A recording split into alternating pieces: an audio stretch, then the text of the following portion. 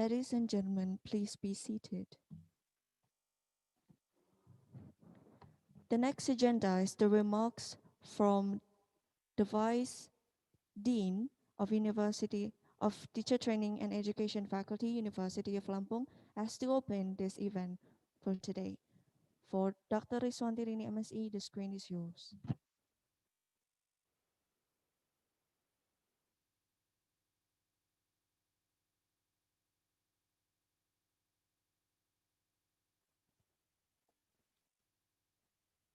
Assalamualaikum warahmatullahi wabarakatuh. Waalaikumsalam warahmatullahi wabarakatuh. Tabik pun. Yang terhormat Kabag TU FKIP UNILA, yang terhormat para dewan juri yang sudah hadir di sini, yang terhormat Bapak Udi Samanhudi PhD dari Universitas Ageng Tirtayasa yang sudah hadir dalam kegiatan ini, dan para peserta kegiatan esai kontes tahun 2020. Hadirin yang berbahagia, untuk kegiatan esai kontes kali ini memang sangat berbeda dengan tahun-tahun sebelumnya, karena situasi dan kondisi yang tidak memungkinkan kita untuk melaksanakan kegiatan esai kontes secara offline. Oleh sebab itu, kegiatan ini juga dibatasi, yang biasanya kita menyelenggarakan kegiatan esai kontes ini tingkatnya internasional, tetapi kali ini dibatasi nasional saja. Oleh sebab itu, karena kondisi yang sangat tidak memungkinkan, tetapi tidak mengurangi nilai dan makna kegiatan yang dilakukan pada saat ini. Kegiatan esai kontes ini adalah kegiatan yang rutin dilakukan setiap tahun. Ini sudah merupakan agenda kegiatan di FKIP Universitas Lampung yang menyelenggarakan kegiatan esai kontes khusus untuk para alumni C-Teachers. Jadi para alumni C-Teachers baik dari batch 1 sampai dengan batch yang terakhir yang itu dipersilahkan untuk mengikuti kegiatan ini. Tentu saja untuk batch 9 ini kita tidak terlaksana karena memang terkendala dengan adanya COVID-19, dan mudah-mudahan di tahun 2021 kegiatan C-Teachers batch 9 ini bisa dilaksanakan dengan baik. Para hadirin yang berbahagia yang sudah hadir di kegiatan ini, adapun peserta di dalam kegiatan ini ada finalis, ada 8 finalis. Dari Universitas Lampung 3 orang, kemudian dari UPI itu 1 orang, dari Syahkuala 1 orang, kemudian dari Universitas Mataram 2 orang, dan dari Universitas Tanjung Pura 1 orang. Sehingga berjumlah finalis ini 8 orang. Semoga dari 8 ini nanti akan terpilih menjadi pemenang di kegiatan ini. Bagi para peserta yang menjadi pemenang, itu bukan berarti segala sesuatunya menjadikan hal-hal yang lebih berbeda dengan yang lain, tetapi ini jadikanlah motivasi yang positif untuk kita lebih maju lagi. Kemudian untuk yang tidak menjadi pemenang pun bukan berarti tidak menang, tetapi ini adalah suatu prestasi yang sudah diraih pada saat ini. Para hadirin yang saya hormati, baiklah dengan sama-sama kita melafazkan basmalah dalam kegiatan ini sebagai bukti bahwa kegiatan National C-Teachers Essay Contest bagi alumni C-Teachers batch 1 sampai dengan 8 ini dimulai. Mari kita sama-sama melafazkan basmalah. Bismillahirrahmanirrahim. Dengan ini kegiatan National C-Teachers Essay Contest tahun 2020 yang diselenggarakan oleh FKIP Universitas Lampung dengan ini dibuka. Terima kasih atas perhatiannya. Wabillahi taufiq wal hidayah. Assalamualaikum warahmatullahi wabarakatuh. Waalaikumsalam warahmatullahi wabarakatuh. Thank you very much for Ibu Riswantirini for the remarks.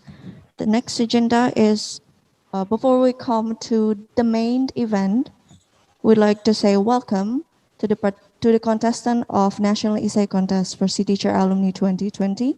We hope that you can do your best and do the great job with the presentation. Ladies and gentlemen, this is the end of the event. We'd like to give it to the moderator, but before that, we'd like to say sorry for all of the mistakes we made. We close with Hamdallah. Alhamdulillah. Rabbil alamin. Assalamualaikum warahmatullahi wabarakatuh. Waalaikumsalam warahmatullahi wabarakatuh.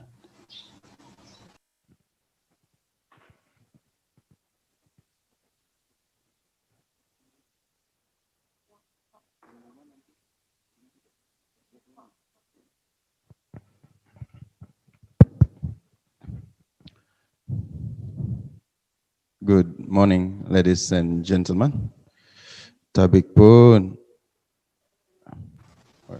Thank you, Vivin, the Master of Ceremony, for the time given to me to moderate this event. Well, first of all, I'd like to to read through the participants or the presenters of today's event. The first presenter is Dani Jayaputra from Universitas Lampung, and then we have Ivan Nurdia Taufik from Universitas Pendidikan Indonesia, and then we have Ivana Zakia from Universitas Lampung, and then we have Muhammad Fikri Hasan from Universitas Lampung. We have Hanifah Nur Hayati from Universitas Syah Kuala. And we have Wiwin Ade Kayanti from Universitas Mataram. We have Rangga Alif Faresta from Universitas Mataram. And finally, we have Rahmat Hidayatul Kalam from Universitas Tanjung Pura. Before we get started, I'd like to introduce myself. First of all, my name is Gede Eka Putrawan, and I will be your moderator. And at the same time, I will be one of the judge members of this of today's event. And then the second judge is Ibu Ari Nurweni from Universitas Lampung, and we also have Bapak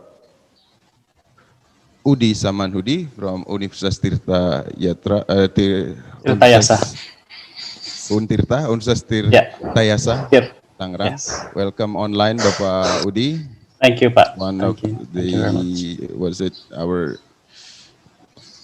One of the members of our judges. Thank Welcome you. online, Thank you. Pak Udi. Thank you.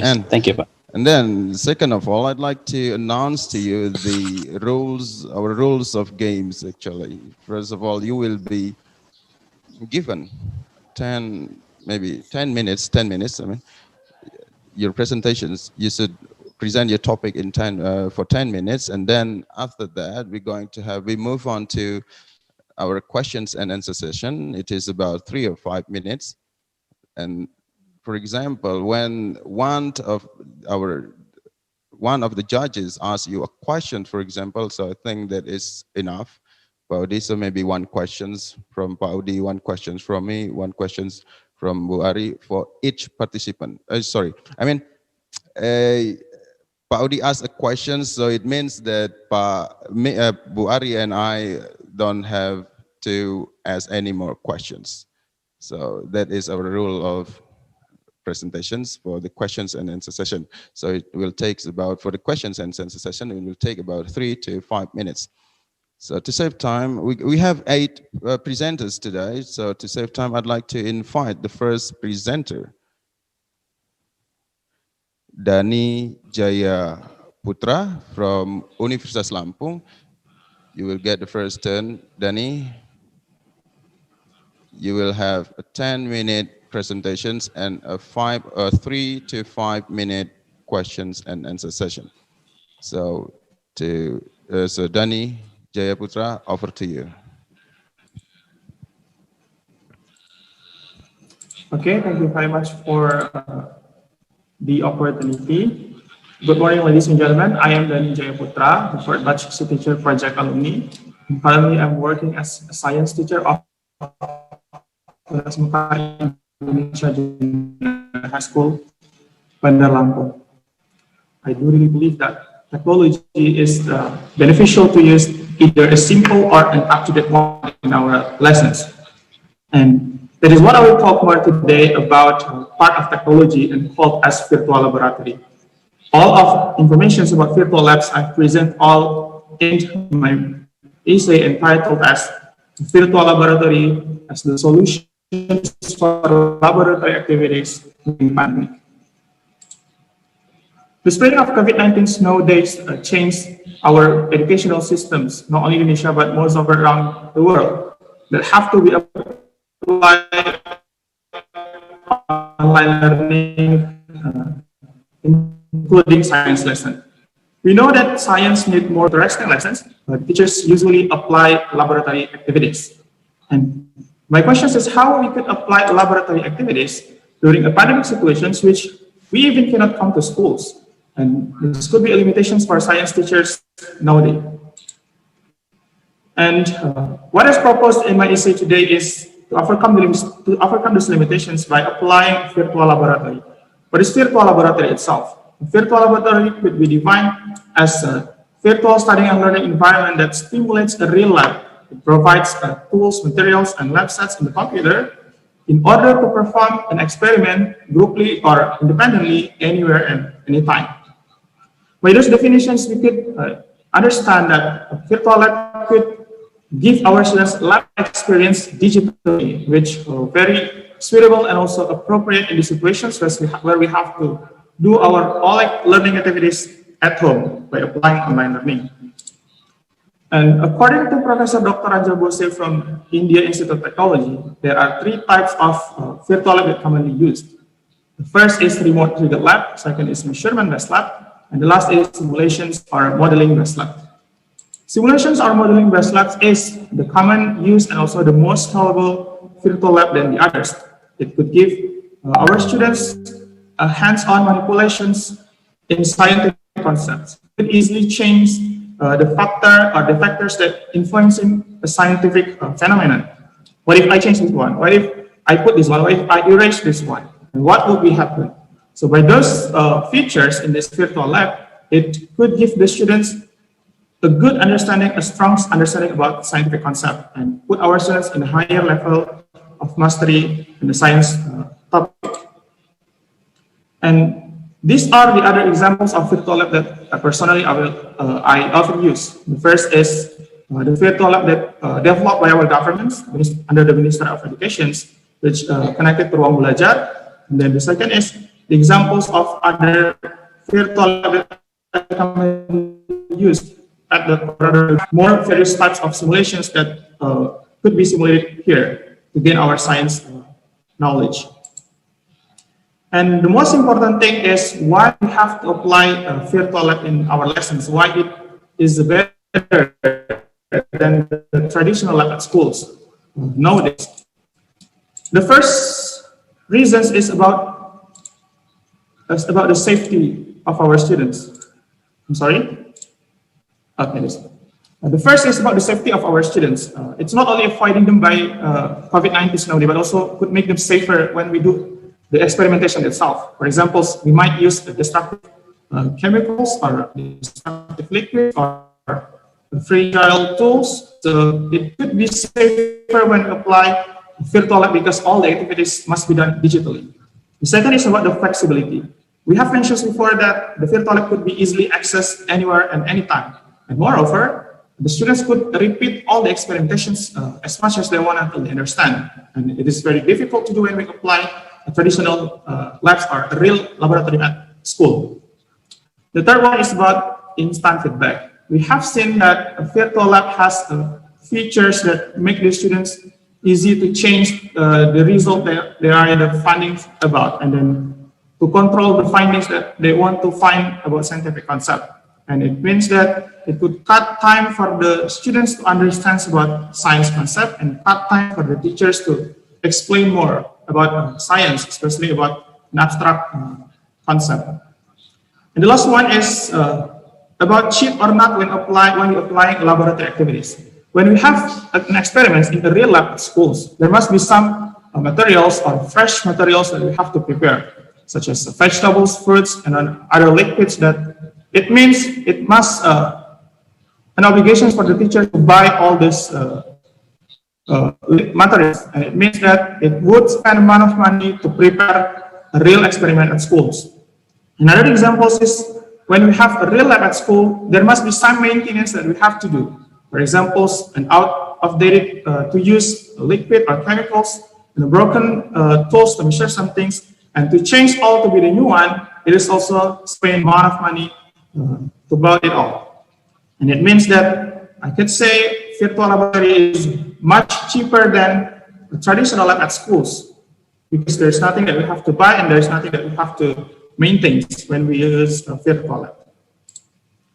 And other things that we have to address more when apply online learning and also virtual lab is about lab skills of the students. When we have real experiments at schools, all the activities of measurements, observations is done by our students by themselves using tools directly. And in our hand, those activities could increasing the students' lab skills, their experience in using in doing a lab experiments. They're different by a virtual laboratory, which all the activities will be done digitally.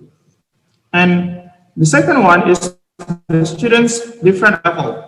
In our class, of course, we have various types of students, and there must be some students who need a short time to understand about knowledge, and there must be some students also that need more time, a longer time to understand about knowledge. And for those who have lower academic levels, it could be a focus for the teachers to reach all the students to get the same knowledge as far as other students do, or as far or as deep as the curriculum has set for the lessons. So this is the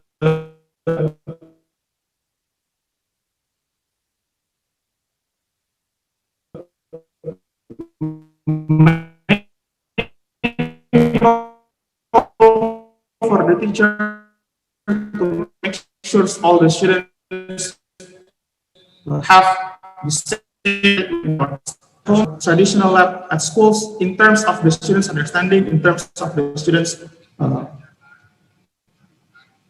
understanding about the science concept. And the second is, I could say technology is a must-use platform in our teachings, because by those examples, or the virtual lab itself, it could be the samples that technology could make our teaching and learning process could be done smoothly, and also which must be easier and interesting for students to have a new way in learning science in our class. So, ladies and gentlemen, I think that's all I have to present about my essay today. Thank you very much for the chance. I give it back to the moderator. Thank you, Danny, for your interesting presentations.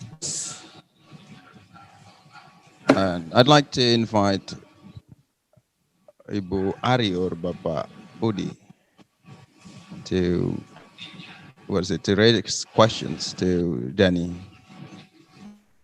Yes.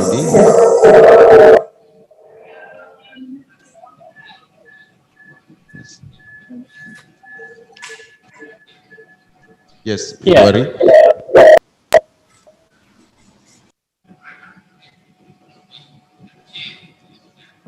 Baik.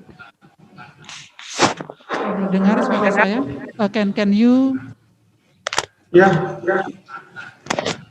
All right. First, my question is,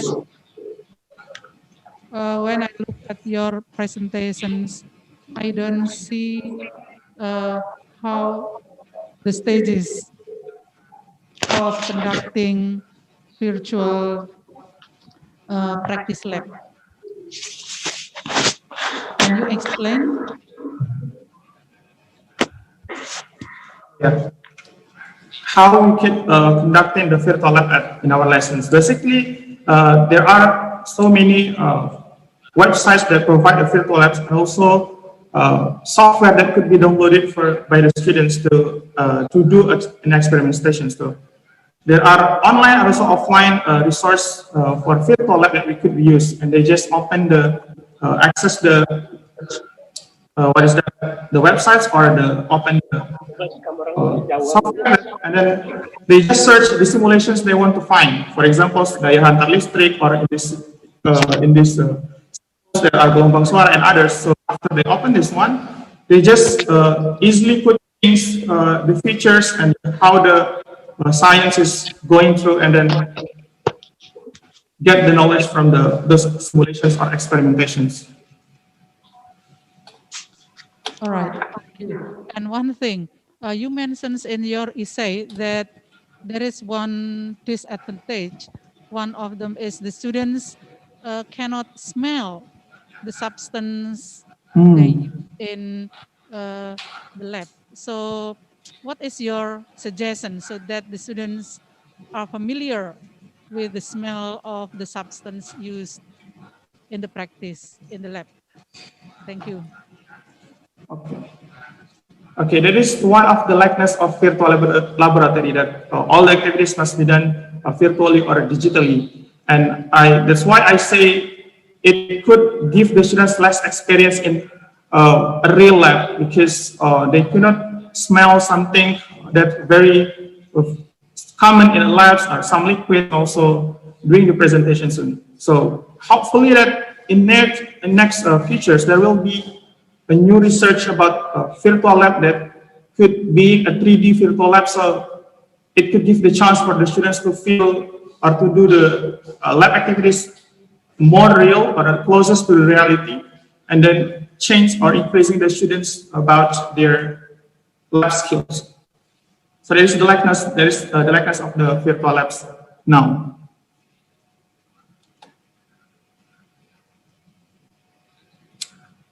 Yeah, thank you, Ibu Dr. Ari Nurweni, for your question.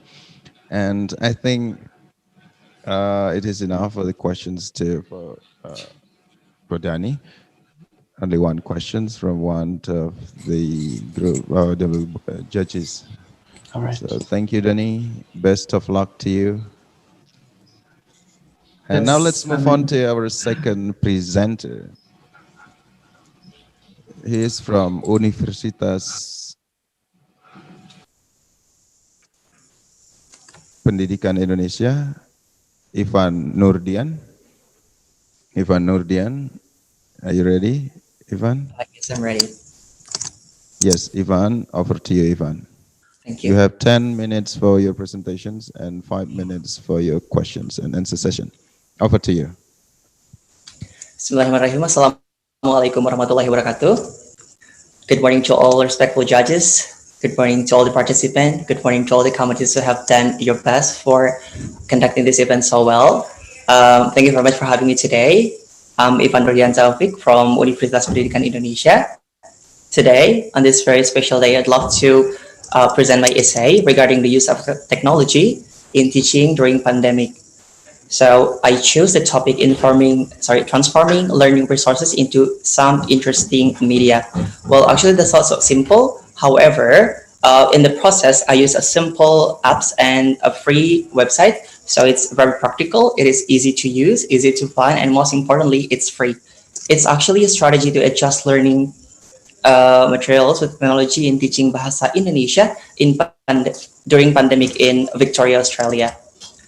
So let's start with these questions. As a teacher, what have you learned from 2020? It doesn't have to be answered, that's okay. So I've been fully grateful for all the good things I do have and all the problems I know I don't have. We've been through this far, so we did it. We will because we can, as long as we have a fight to fight and a will to survive. Just be ready for any challenges that comes in front of our eyes, and any changes that come upon us. We are all in this together. Well, talking about teacher and challenge, this is actually based on my experience when I've done my pre-service teaching in the Philippines back then in 2017, I consider there are lots of challenges that facing by the teacher. The first one, connect better with the students, because it's not just about transferring knowledge, but also achieving the goals, all of our goals. The second one is the use of technology. As technology develop over time, so modern teacher engage better with modern era. Teaching during pandemic. So this year, I've been teaching as an Indonesian language assistant in Victoria, Australia. So basically, the situation is actually the same as Indonesian. So we need to modify anything that we have so that the learning activity is still possible with the students even at home. Normally during on-site learning, we're able to use anything we have planned and anything we have at the class, such as workbook, textbook, pictures, a diorama, or everything to facilitate the students really well. However, during remote learning, that sounds a bit impossible as we need to deliver it online. So that we need to make a better plan for that in order to make the learning activity still possible. Yeah, probably during the normal learning on site, so we can do like activities outside, or even we can learn about traditional dance in Indonesia and to make a craft and cooking together. However, that's not possible if we do it online. So here are the problems that I found during remote learning. First, students difficult to understand the topic using conventional resources. Students also become less motivated as they are studying at home alone without any help. Teachers difficult to find reliable resources that still relevant to the teaching materials. I know probably there are plenty of resources that you can use from the internet, but sometimes it's not really suitable that we really desire. And the last one, teacher difficult to use editing software due to lack of preparations and time. Moreover, in the school I'm teaching now, there are lots of senior teachers. They're mostly not fond of using, for example, Adobe Photoshop, Adobe Illustrator, or Adobe Premiere, because that is even hard to learn and it takes time.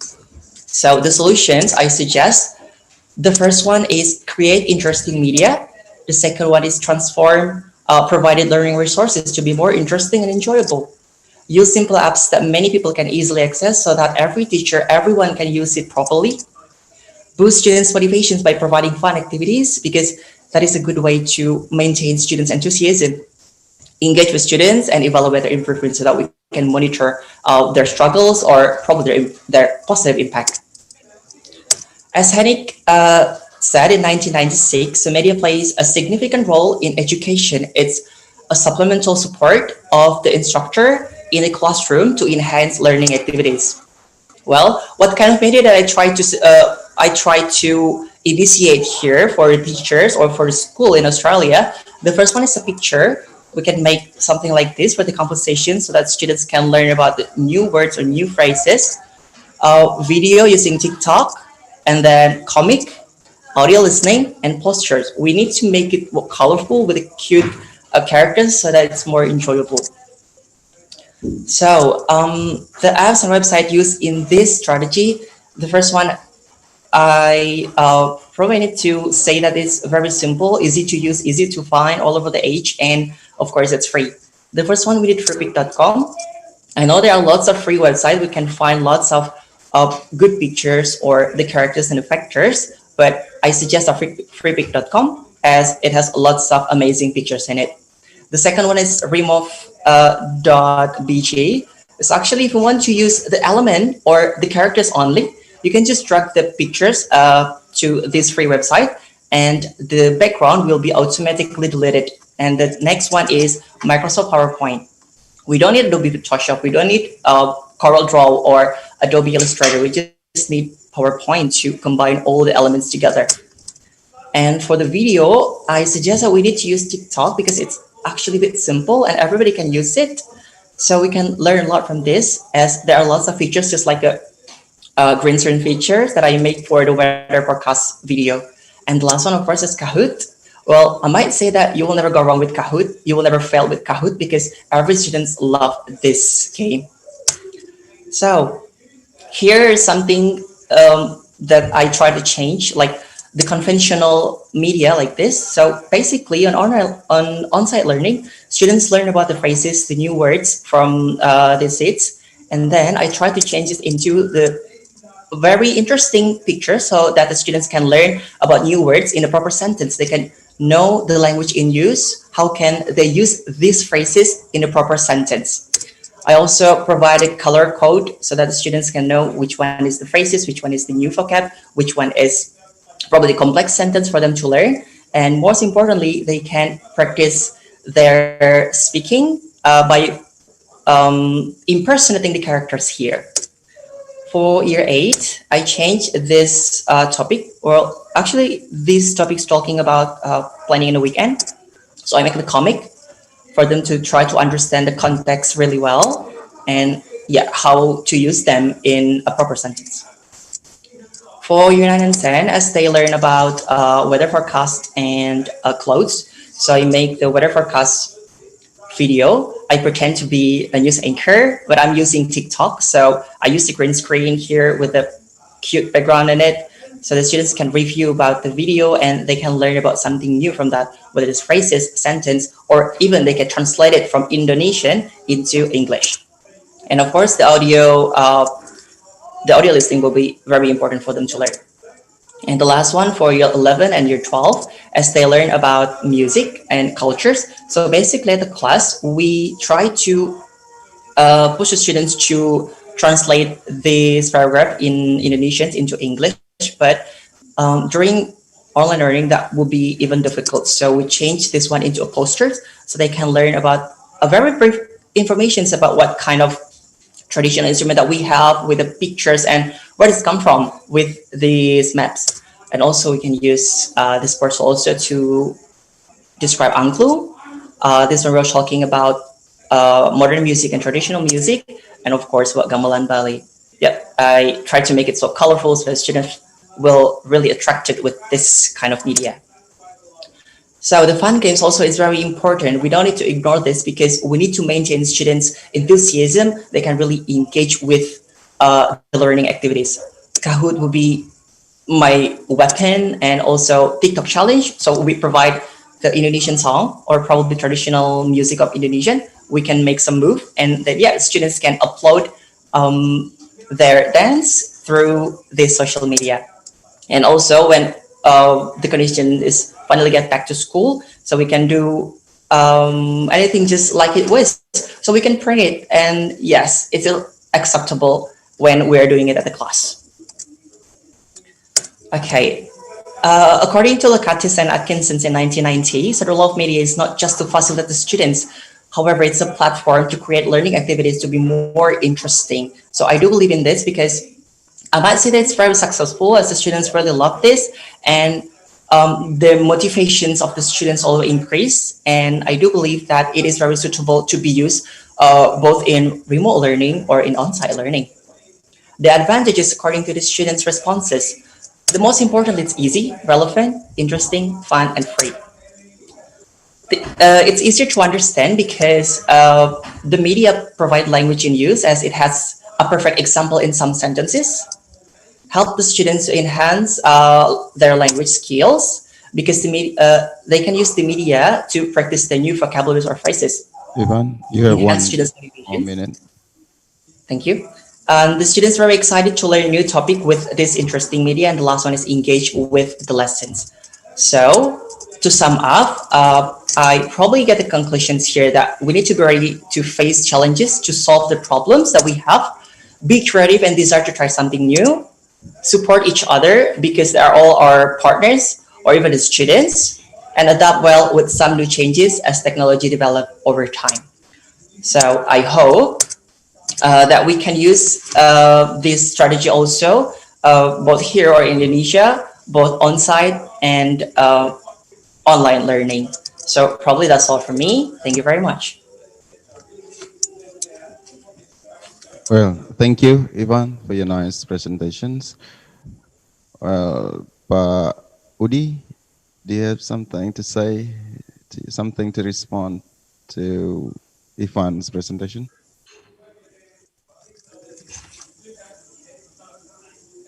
Well, would you please turn the mic on, Pak Udi? Sorry. Thank you, Pak. Thank you, Irfan, for your very encouraging presentation. This very brilliant idea on the issue of transforming learning resources into some interesting media.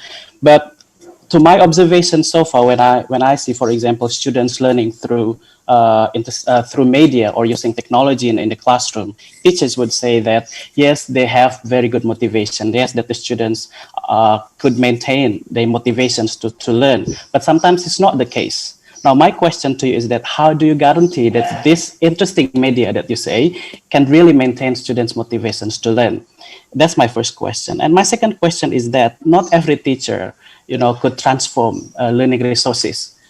Technology for some teachers, especially senior teachers, might be still something new. So how would you encourage this group of teachers in the use of technology, especially in transforming, this is the issue that you want to try to bring in this presentation, transforming the existing conventional media into interesting online media. So how do you see these two issues?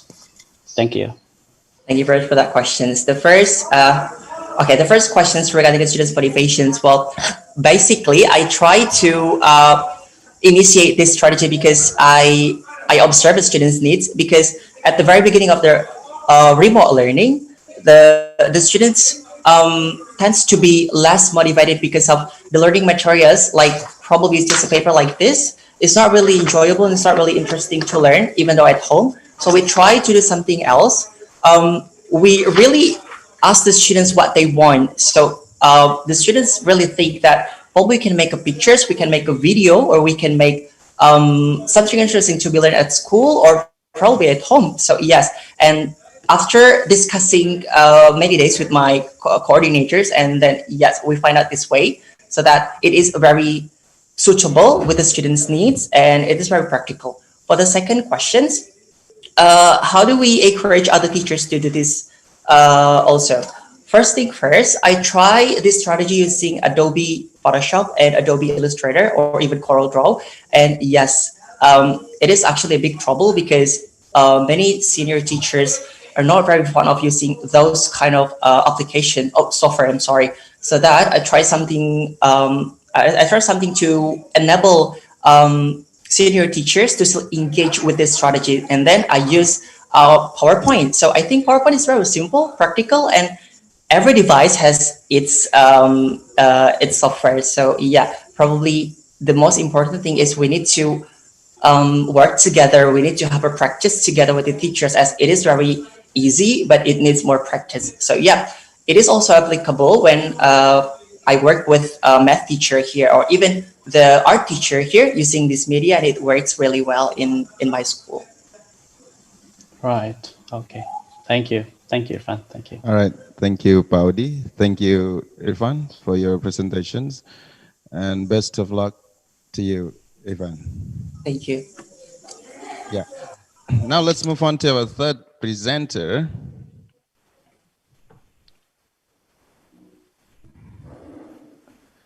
She is Ivana Zakia from Universitas Lampung. Ivana, you have to present your topic for 10 minutes, and you have a 5-minute questions and answer session. Offered to you, Ivana. Okay, thank you.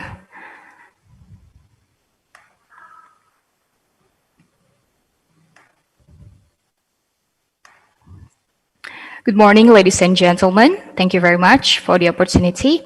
The honorable judges, my beloved friends and finalists of the essay competition, and also the University of Lampung as the host of the event. Thank you very much for the opportunity. I'm so happy to be here and to present my essay about the advantages of English private online tutoring during the COVID-19 pandemic.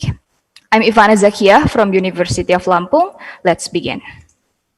So 2 years ago, my friend told me that in the future, people would stay at home studying with their gadgets, though I've never thought that the future comes this early. Have you? So, of course, it's because of the pandemic, and thankfully, it happens in 2020, not in 2000, because back then, internet was still a novelty. Thanks to the computer scientists, and also mathematicians. Now we have internet and advanced technology, making education accessible for anyone, even in this pandemic. Nevertheless, no one has anticipated this before. And so students, teachers, parents are struggling to keep up and adapt to online classes, especially English class, because unlike any other subject, English is a skill that needs to be practiced. And so micro skills such as writing and speaking need feedbacks from teachers to improve. So, other than getting used to technology, I believe that private online tutoring can be the solution for this problem. Why private online tutoring? Okay, not all students can keep up with online group classes. Should be taken notes. And then with private online tutoring, we can have so many advantages. The first one, it is more flexible. It can be used for any students, anytime, anywhere. We all know that English learners are not only school students, right? They're also collegians, workers, and maybe housewives, anyone. So they have they have different needs, different goals, and different free time. And with private online tutoring, they can easily manage their schedule and request what they want to learn to the tutor or the teacher. And also, because it is done online, we can, the teacher and the student can be anywhere. They just have to connect with internet. The second one, it is more affordable. Of course it is, because you don't have to spend money on transportation. And then, of course, you save time, energy too. And usually, online services are more affordable. And of course, it is more effective because students and teachers can be more focused on each other. And as we know that students are very diverse, they have different way of learning, they have different ways of understanding things. And so with private online tutoring, teacher can adjust easily the lesson, the teaching style based on the student's need. And so who are the users actually? Well, I believe that anyone can do, any students, any teachers can do private online tutoring, but I believe that freelance teachers and fresh graduates are the most suitable teachers for this, because in this pandemic, it's so hard to get jobs, right? And especially freelance teachers, because they don't teach at school and English courses are closed. So this can be their options, and also fresh graduates too.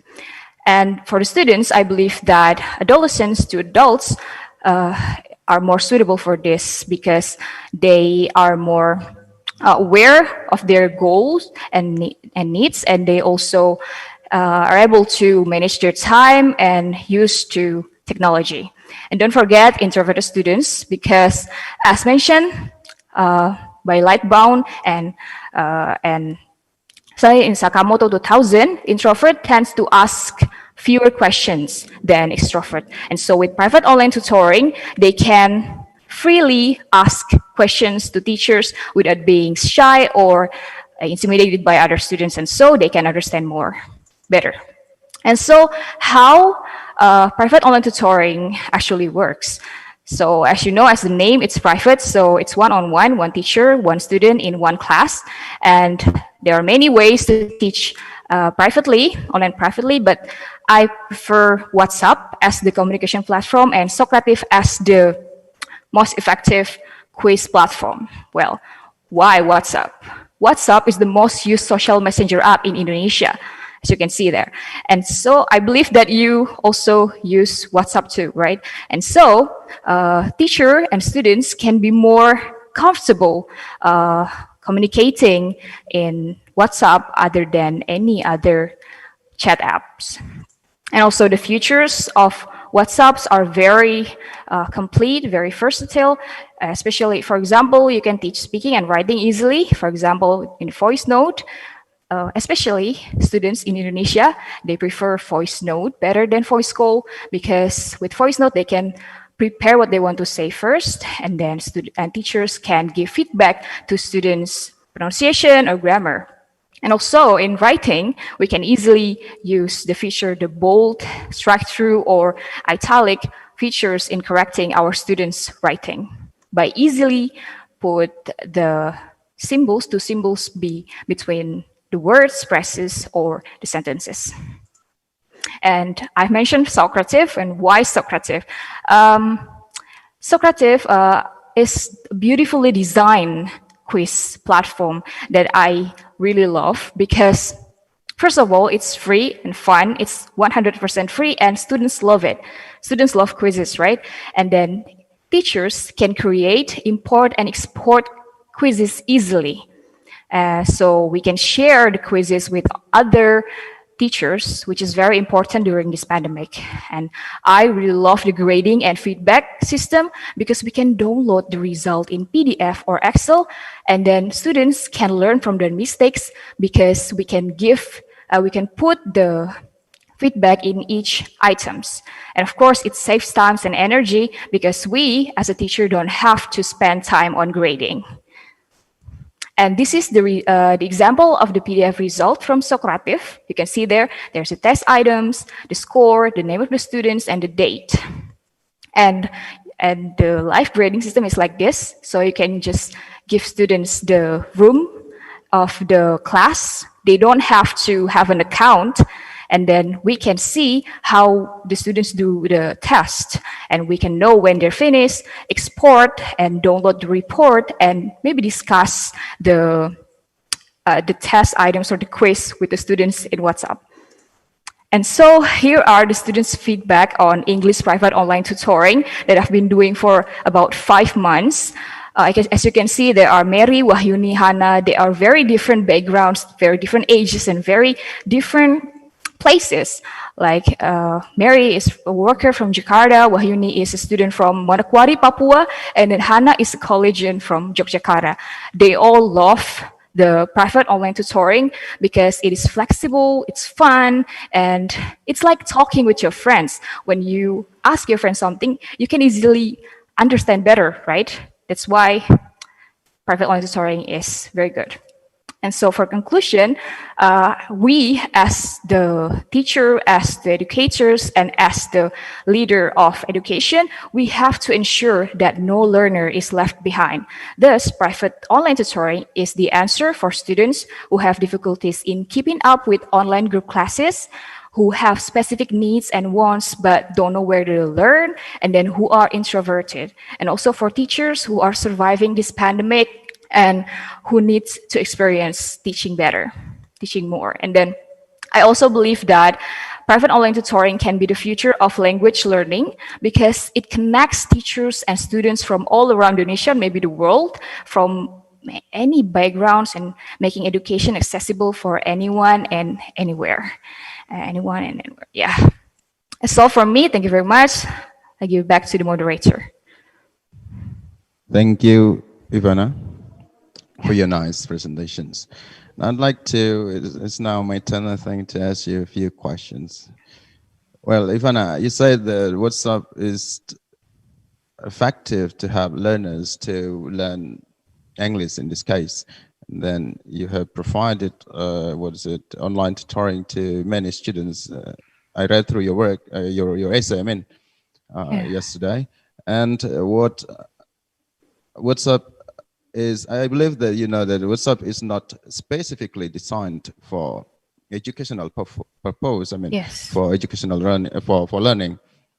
But what makes you believe so confidently believe that this helps your students to improve the English proficiency in this case? Yes, okay, thank you very much. Okay, so WhatsApp, as we all know, everyone use it, right? And so in other platform, when we chat to our students, maybe they don't open their application, but in WhatsApp, they open it all the time, right? So they have to make sure that they learn. And then secondly, in WhatsApp, there are so many ways that we can teach students. Actually, we can send pictures, we can send PDF links to videos and so on. We can also do video calls, voice calls, and voice notes. And I believe that with WhatsApp, we can teach students easily as I've tried other platforms such as Telegrams. In Telegrams, we cannot do video calls, right? And so in WhatsApp, we can. And that's it. I believe that because I prove it. Yeah, you prove it. Do you have any sort of scientific justifications to make your claims? To make your claims more convincing? Okay, for the scientific reasons, there are so many research about I think it's learning through WhatsApp and chat apps. And yeah, WhatsApp is one of the chat apps that can, that in communication, right? We use English in communication for communication, right? And so in WhatsApp, we can easily practice our communication skill, especially maybe in chats, in written or oral, because that's the most important thing of language, which is communication. All right. Thank you, Ivana. Best of luck to you. Very nice presentation. Now let's move on to the fourth presenter. He is from Universitas Lampung, Muhammad Fikri Hasan. Muhammad Fikri Hasan? Okay. Yeah, wait. Over to you, Fikri. Thank you, sir.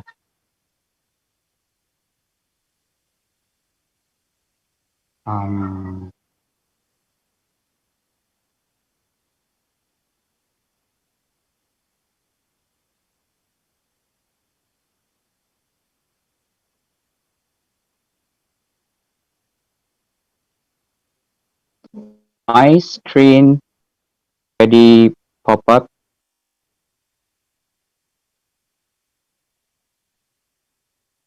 Fikri?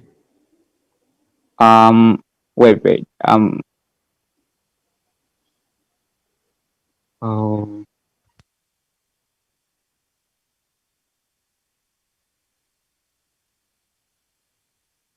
Is it shown already? My screen? Hello, am I audible? Am I audible? Loud and clear. You may start. Okay. I'm gonna start in 3, 2, 1. Okay. Over the past couple of months, we've known that the whole wide world has been hit by a very massive virus outbreak that affects a lot of parts of the societies, right?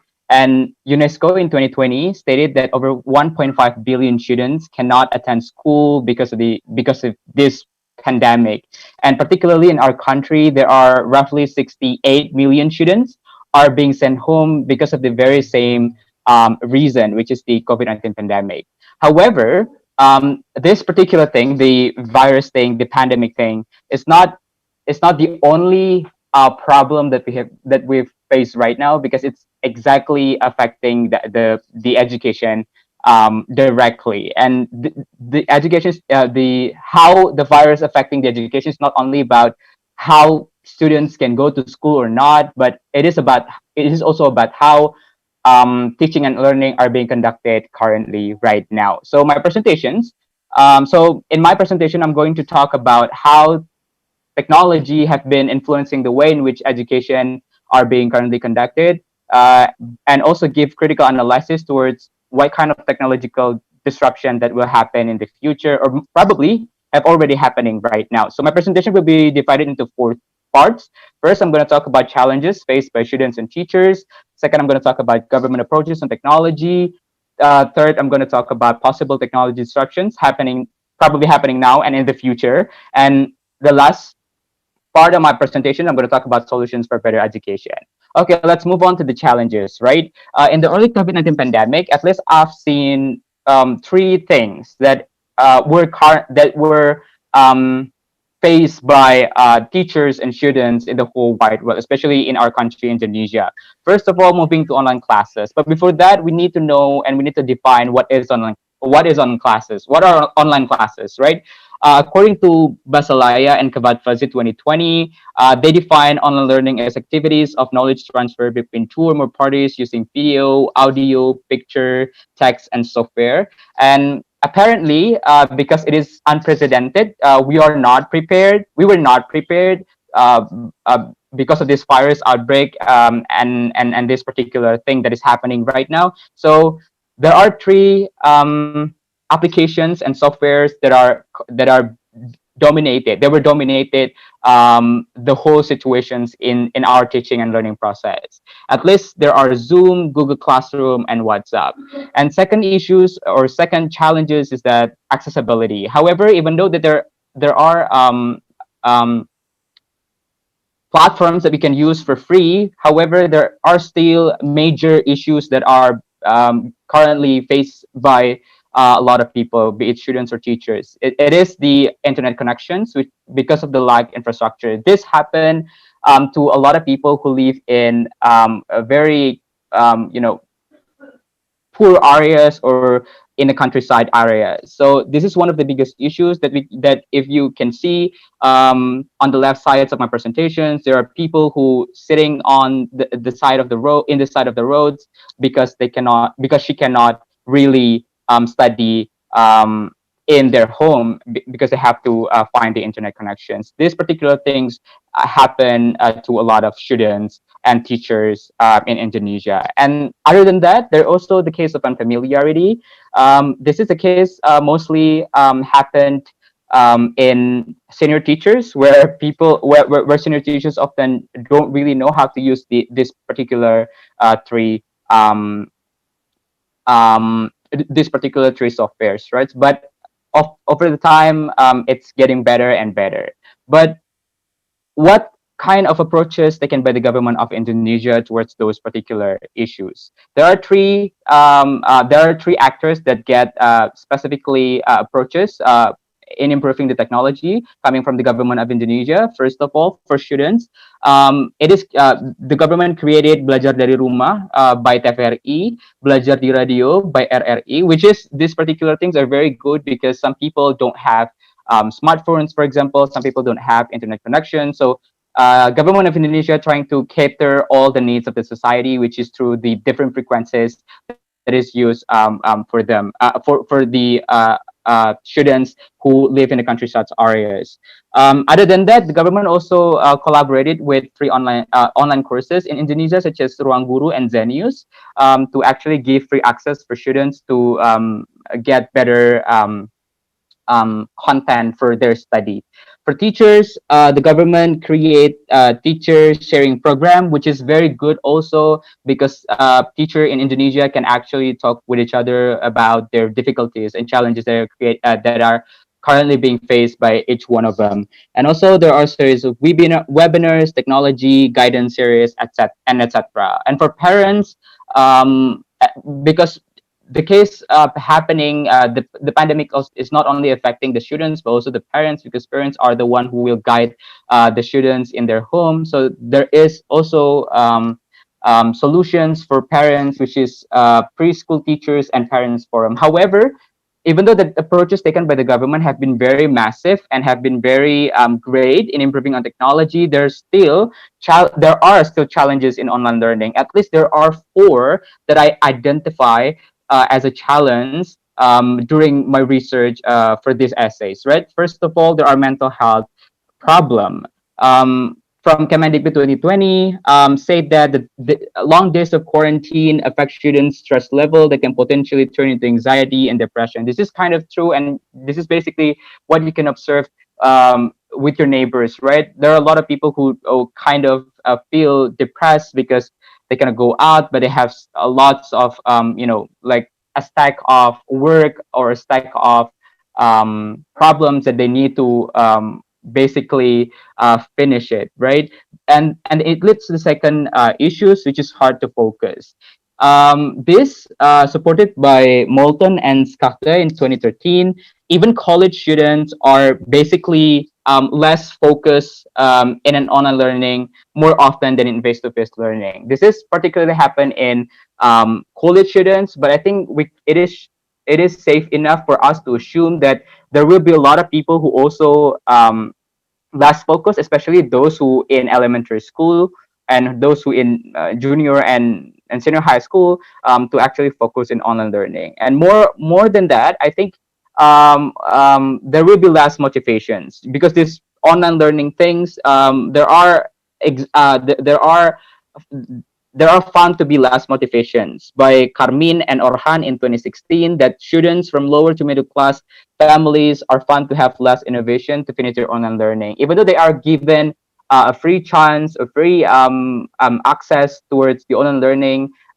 They tend to basically not finishing the online learning itself. So I think it's a very crucial issues that are currently being faced right now. And more important thing is that classes in online learning are quite ineffective.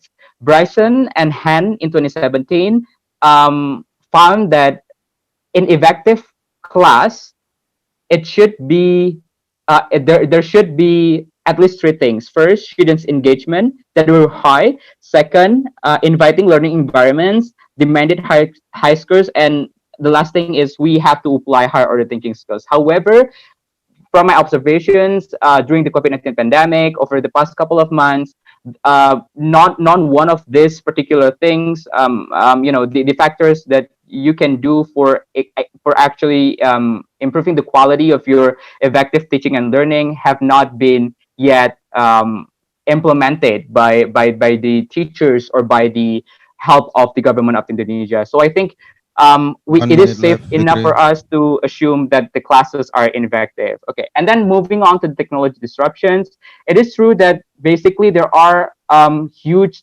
disruption that will happen in the future. If you see that there are narrative in this situation that we kind of want to make this permanent online courses or online classes to be permanent. I think this is not really beginning in a very healthy way, in a sense that because those particular people who built this ruang guru things or Zenius thing are those who are capitalists in their with the company. So I don't think that their intentions making these big companies are going to be are going to be in line with the purpose of education, be it pedagogically, politically, and socially. So those jargon innovations, revolutions done by corporations are not pretty much in line with the spirit of education itself. But later on, I think Time's up, I'd like to Fikri. give Could you please just solutions conclude for your better presentation? education. Okay, thank you very much for short term and the long term.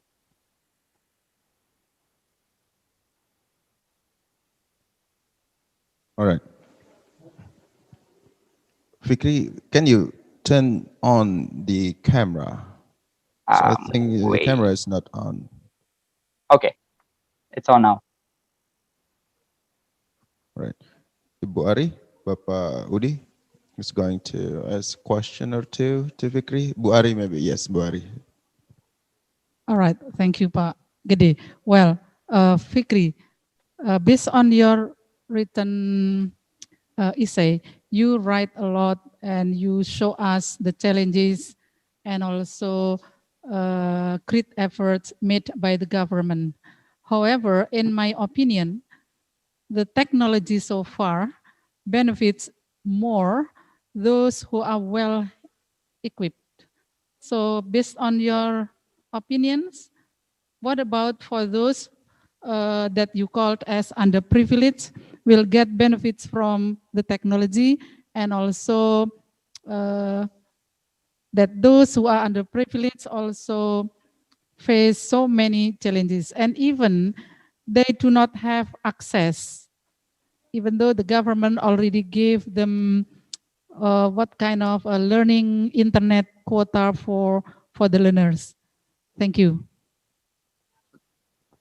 Am I allowed to respond? Yes. Okay. Fikri, respond to the question. Okay, thank you very much, Ma'am Ari. I think I kind of basically agree with your standpoint that there are still a lots of students who are underprivileged who live in a poorer in poorer society or in a countryside areas that are currently not pretty much have the same output for those who are well equipped, for those who are wealthy, for those who are coming from wealthy families. So I think basically in my presentations, I'm taking my stand as that technology cannot basically giving or changing the face-to-face learning that we have right now, because there are lots of things that we need to consider when we're trying to change, or when we're trying to employ technology in our education. It's not only merely about sharing the knowledge, but it's also about how teacher can be empathized towards every single one of students. Because in online learning, even though we have better equipped and access, for example, they're given with smartphones, for example, or internet connections, teachers cannot portray, teachers cannot give like physical to physical interactions that students need in order to basically give them in order to basically give empathy toward the students. And I think that's one of the fundamental things that I'm not agree that employing more technology can basically change how education should be. And that's why I think the jargonized revolutionized education is somehow very wealthy centric, and not to the those who are underprivileged. And not to mention that the spirit of education, socially and politically, we cannot left out those people who are underprivileged, and we need to exactly make a policies that can capture all the needs. And one of them is to actually, for example, giving infrastructures or building infrastructure to those who are in the countryside. But nevertheless, I think face-to-face learning is still very much the case that benefited all these actors, not just the wealthy, not just students from coming from wealthy family, but also those who are underprivileged. I think that's my answer. All right, thank you, Vicky, for your response and your presentations. Best of luck to you. Now let's move on to our fifth presenter, Hanifah Nur Hayati from Universitas Syah Kuala. Hanifah, are you here? Hanifah.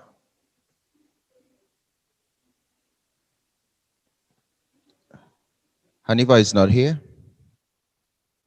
No Hanifah here. All right. Now let's jump onto the sixth presenter, Wiwin Adekayanti from Universitas Mataram. Well, thank you for the time. Wiwin? Wiwin? Yes. All right, Wiwin, you have 10 minutes to present your topic, and you will have 5 minutes to respond to the judges' questions. Offer to you. Thank you so much.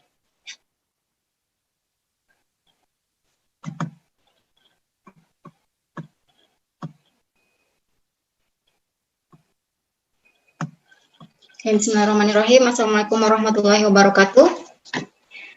The honorable judges, the honorable the Committee of National Essay Contest, and all audiences. Firstly, I would like to thank for this great opportunity. It is a tremendous honor for me, as I am able to present my essay about WhatsApp application, a convenient platform for teaching English.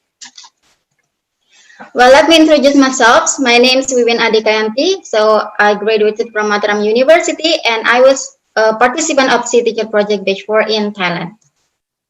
Well, here are some main points that I'm going to deliver to you today. The first one is background of my essay. The second one is content, including WhatsApp features usage in teaching English, English learning activities using WhatsApp as a medium, and the last, conclusion. Well, let me start from the background of my essay. As we all know that today's world is still dealing with COVID-19 pandemic. This crisis affects the educational process in Indonesia. As the result, most schools are closed and execute online learning. This new way of teaching is quite challenging for many teachers, specifically English teachers. So to support the teaching online teaching, English online teaching, we need such an appropriate technology. Hence, I found that WhatsApp, which is one of the most used application by people around the world, is helpful to create such a conducive atmosphere to teach English. So the reason is that WhatsApp facilitates or provides some useful features to teach English. The first one is unlimited and free messaging. So this feature enables the teachers and the students to share information with no limit number of texts, and it's free. No SMS fees. It is cited from Suliswaro et al. 2018 and WhatsApp 2020. The second feature is that group chat. So this will be a virtual room for the teachers and the students can gather in, and this group also can be a medium for the students to have a discussion, communicate to each other easily, and also share information related to the material. And the next one is multimedia. So by using this feature, students and teachers can share a video or voice note or audio or images to the students to be the source of their study. And the next one is voice or video call. So these features allows the teachers and the students to meet virtually, so the interaction will be more lively. And the next feature is that document sharing. So teachers can share a document to the students in the form of document. And the last feature is that WhatsApp web. So these features allows the teachers and also the students to seamlessly sync all chats to a computer to make it more convenient for them to conduct the classroom activities. So how we can use all of these features to teach English. Here's some activities that I provided to you. The first one is listening activity. So we as a teacher can use multimedia to conduct listening activity. So we can share an audio to the students in order to them listen to it and then take some notes, and or we can share a video or in the kind of short movie with no subtitle and ask them to write some expressions in that video from that video. So this activity can be increase the students' vocabulary as well as to develop the students' skills in listening. The next one is speaking activity. So we as teachers can use multimedia to encourage the students in speaking activity. So we can share a video to students about a certain issue and then ask them to write to elaborate their opinion orally, of course, by using voice note features. And then we can give feedback. Or another interesting activity is that we can ask them to make like a video project in which they can perform a speech or give some reports about something. And another feature that you can use in speaking activity is that video call. So we can ask the students to have a presentation, and then you can easily assess the students via video call easily. And the next activity is that reading activity. So we can use multimedia, messaging, or document sharing. So the activity is that we can share a text to the students and then ask them to read the text and answer some questions related to the text. So what is the difference between these three features? So by using multimedia, we can share a kind of short text like greeting cards or invitation card. And it also can be interesting since it is colorful because we send a text via image. And then for long text, you can use chat or messaging features to send the long text via chat, of course. And Last is the document sharing. So you can share both short text or long text and colorful text by using a document. And the next one is writing activity. So in writing activity, the use of we can use multimedia, again multimedia, as it is very useful.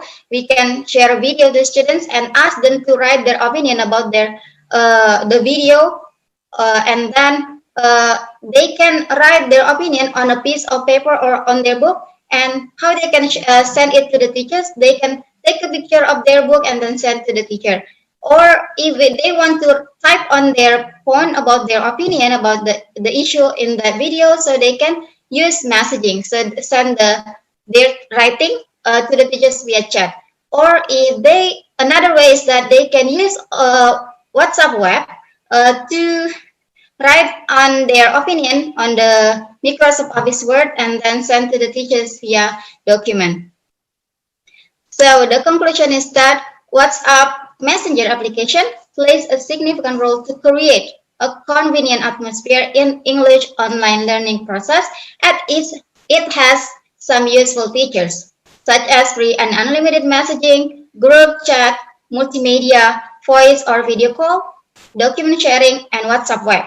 The last but not least, the activities that can be done in this online learning is not limited only to one or two activities. So it can be formulated by the teachers as creative as possible to encourage the students in learning English.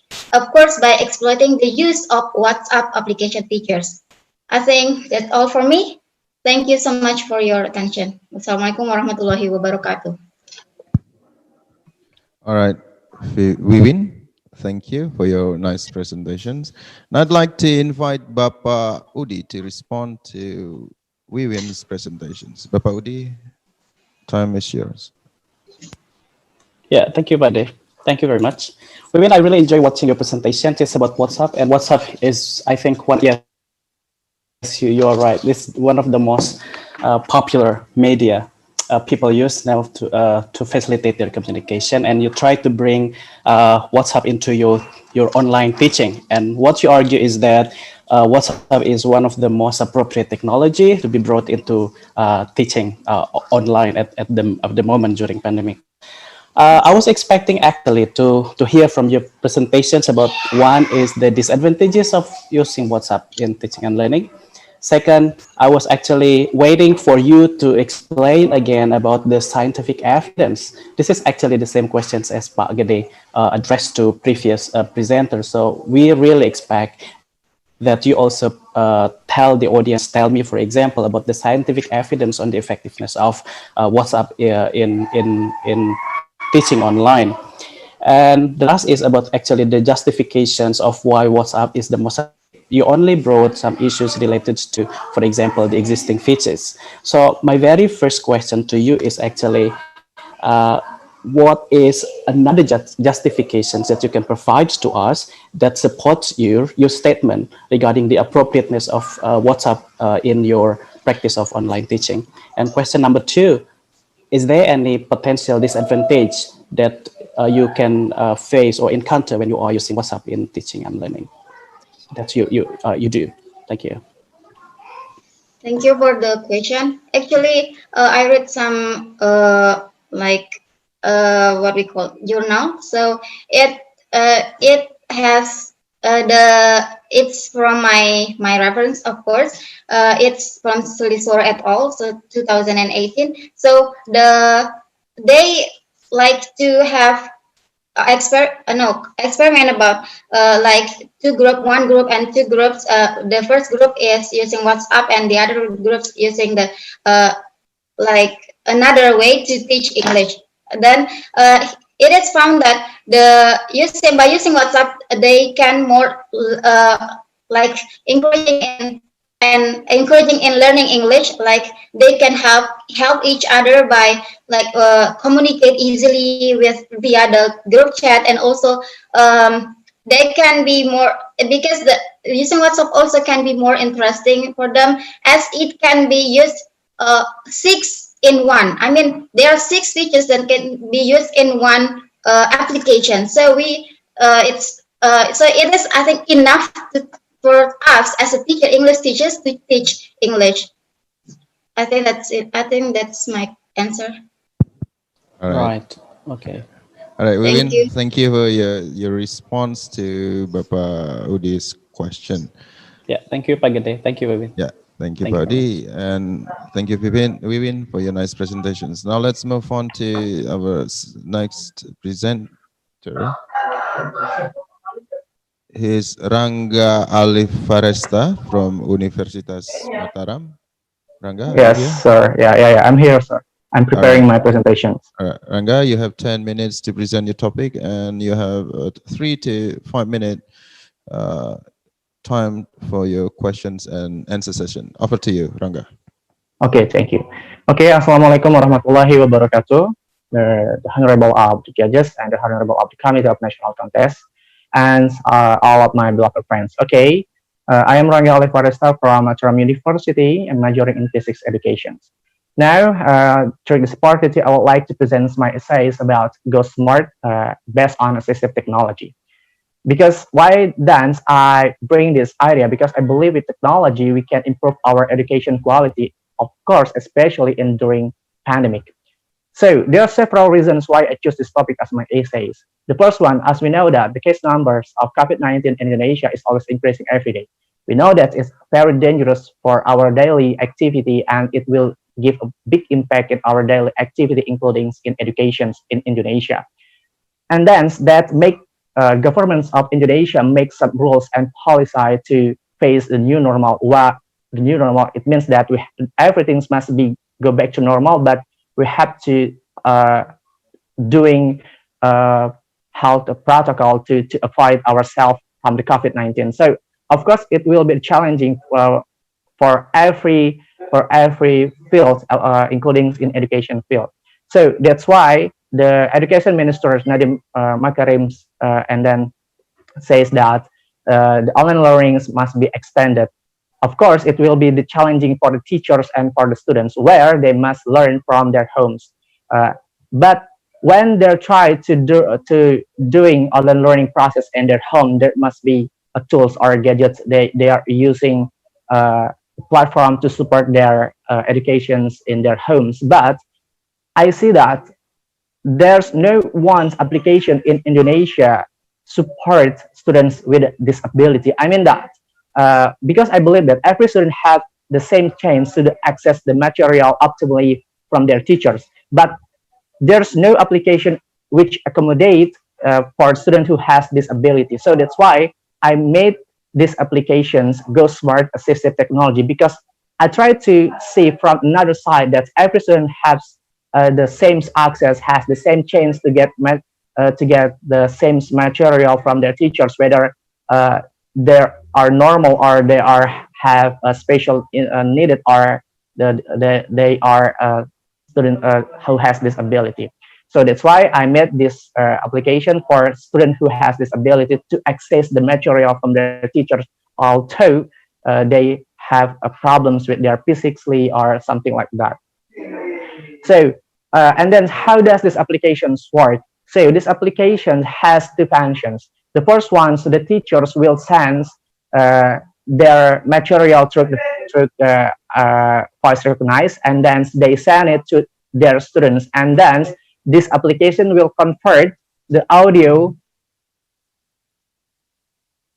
so the students can listen what their teachers are saying to them, because this application use audio and voice recognize. And of course these applications always use joystick braille. It helps the student who has this ability.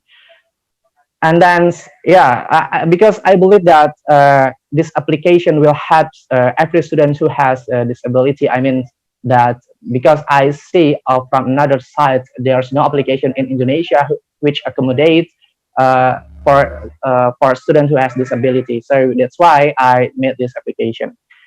And then this is how these applications, user interface and user experience. There are several tools. There's login where the students or teacher can register themselves so they can connect each other, and then their homes, menu, category, and material. So I believe that I do really hope that this application will help the students, of course, especially for their disability. So now, of course, I believe that I cannot work by myself. Of course, I need help from the several stakeholders. So they are developer, governments, parents, and academicians and students itself.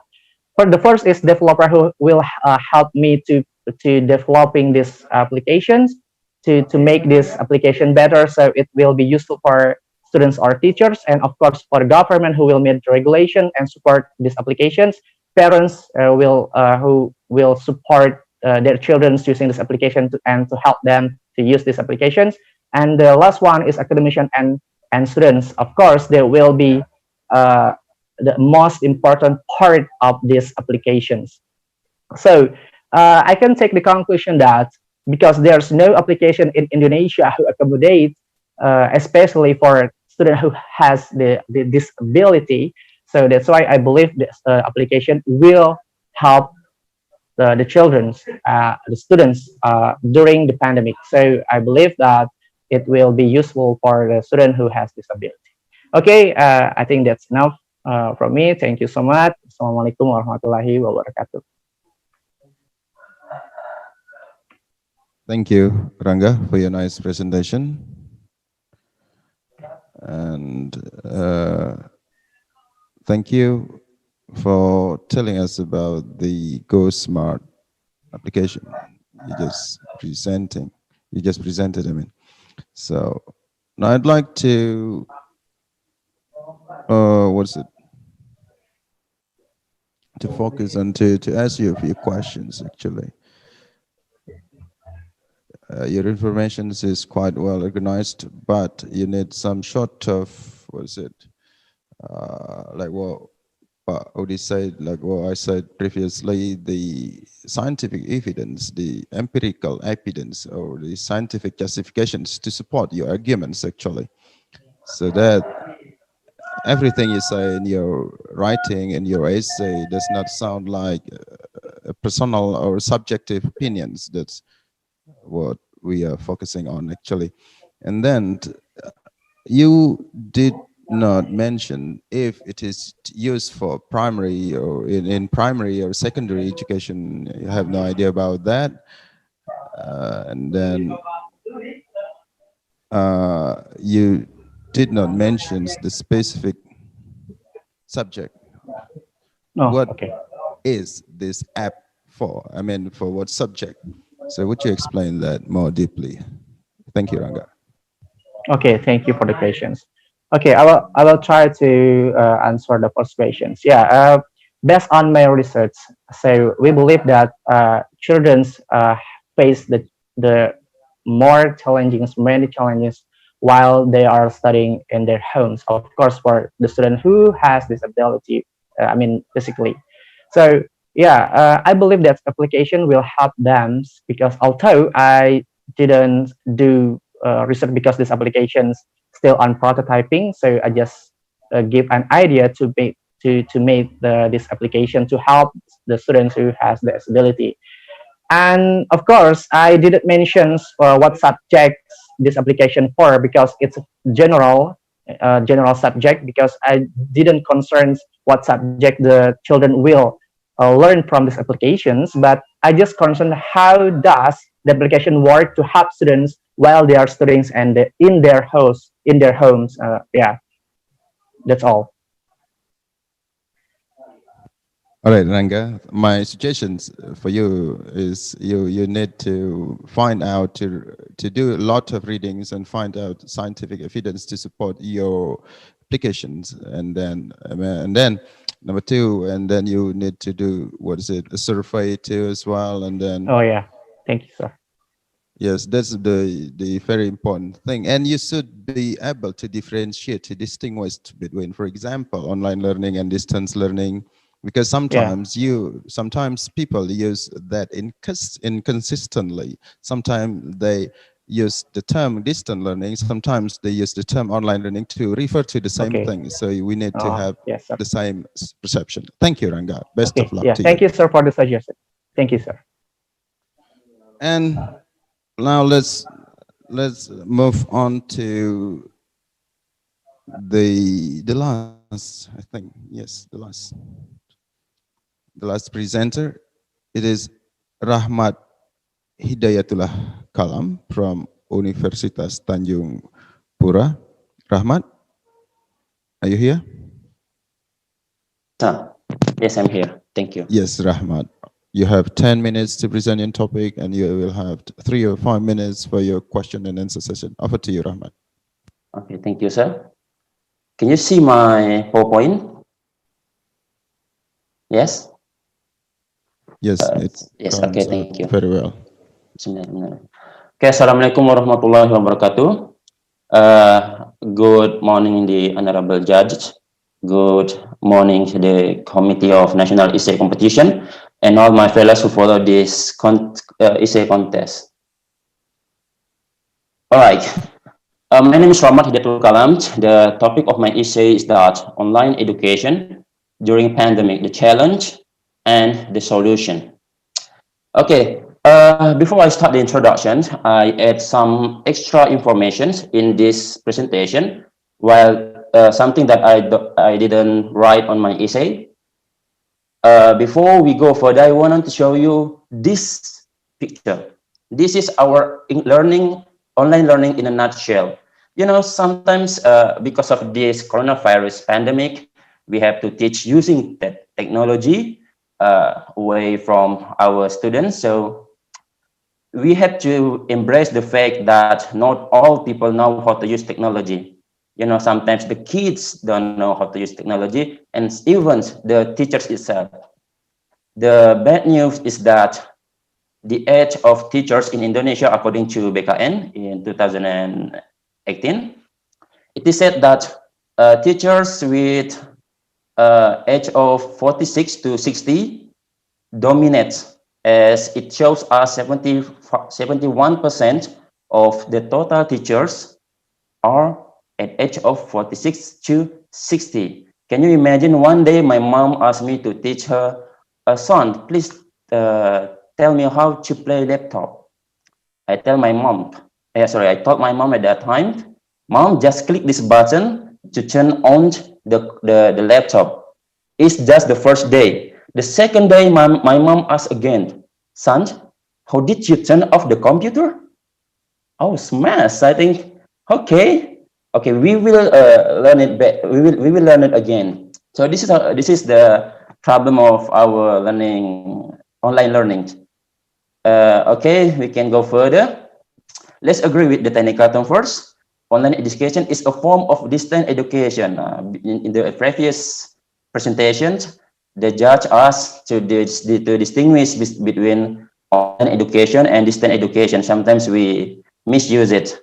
But in this context, I would like to give a clear technical term that online education is a form of a distant education, I add, that requires the uses of technology. So if it doesn't require the use of technology, it is not online education in this case. Okay, so according to Mishra Gupta and Sri in 2020, they said that most of the challenges are centered at the technical problems of online learning and how all the stakeholders respond to it. Absolutely, the way we respond to the problems are part of the problems. So if we give the proper response, I think it will result in a good things. But if we result in a, let's say, not in a good way, I am doubt that this online learning will be successful. Okay, let's move to the challenge of online education. Oops, not this one, I'm sorry. Maybe the next. Oh, it often happens though. Hope you're paying attention. You know, sometimes we talk all the time, but from our students' perspective, what this teacher is talking. Okay, that's the problem, but that's not what I'm talking now. Okay, let's skip. Okay, this is from students' perspective. Where do I get this information from? I coach a basketball club in a senior high school, while I'm teaching in a junior high school in a rural area, broader area. There is no signal there. So I use my, players, ask them their opinion about what are they challenge. And they say the materials are not well explained. Yes, sometimes we just give them a video and then coming through the task afterward. And then the tasks are not followed by comprehensive explanation. Yes, even though we teach the students face-to-face interaction, sometimes it is still hard for them to understand. Can you imagine teaching them through online? And then the timing of the task and the deadline is near. Yeah, let's not neglect this fact that I experienced this once. I gave them the task now, and then I asked them to submit tomorrow. I think the due is quite short, but that's the problem. And then the teachers are not responsive. Sometimes the teachers are massaged in the morning and then replied in the evening. Learning is monotonous. Sorry, how to say it? Monotonous, yeah, monotonous. Learning is monotonous. Students are boring with how materials are presented, and the network is not stable. Yes, even though in this presentation, maybe one of the first presenter have a technical problems with the network. So let's move. The challenge in online education based on teachers' perspective. The teachers are not skilled in creating attractive and interactive materials. Yes, that's the problem. You know, with the dominance of old teachers, senior teachers, they are not exposed to technology. They are unable to create attractive and interactive materials. The teachers cannot afford premium educational software. Yes, sometimes I want to use a kind of premium software, but to be honest with you, I don't have the funds to get the license. And then the teachers cannot cover all the learning objectives. Yes, students have low motivation. This is the problem from teachers' perspective. And then from the parents' perspective, the parents are incapable of assisting the students in doing the task. If you have watched the video in Instagram that a mom teaching the kids how to memorize Pancasila, if you have seen that, it is really funny. So that reflects our problem. And then the parents are hardly monitoring the students' activity. Yes, sometimes the parents do not know what the kids are doing with their gadgets. Okay, after knowing the challenge, we need to solve the problems. What are the solutions? Let's see. Is that really true? You know, sometimes when I was younger, my mom used to be like this to me. Okay, son, do your work. I'm watching you. Is that a solution? You decide. And then, is it true that WHO last time video games are bad, but now you should play video games? Okay, WHO must be truly desperate to come to the games, but I don't know if this one is true or not. Let's skip. Okay, so what the student must do to overcome this problem, the student have to change the paradigm that it's not all the teachers who serve everything on the tables. They have to work on their own. According to Satish Kumar et al., in 2020, he said that during the lockdown in India, the skill of self-study, student skill of self-study improved significantly. If it improves significantly, let's take the moment to improve the skills in technology. Today, we are exposed to the idea that the teachers are no longer the source of information. The teacher are the facilitator. We have 1 minute left.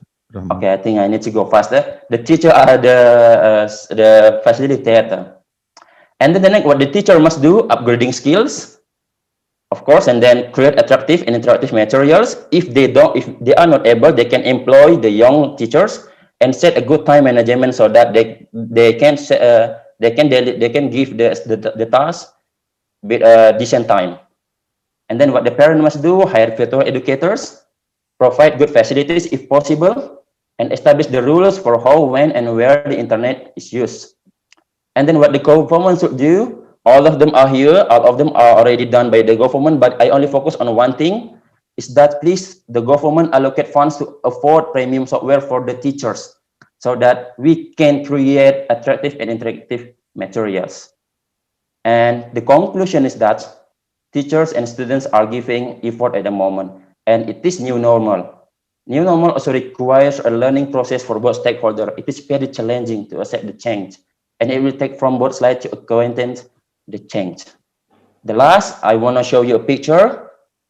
Look at how these teachers spend the energy, effort to teach the students, to educate the students.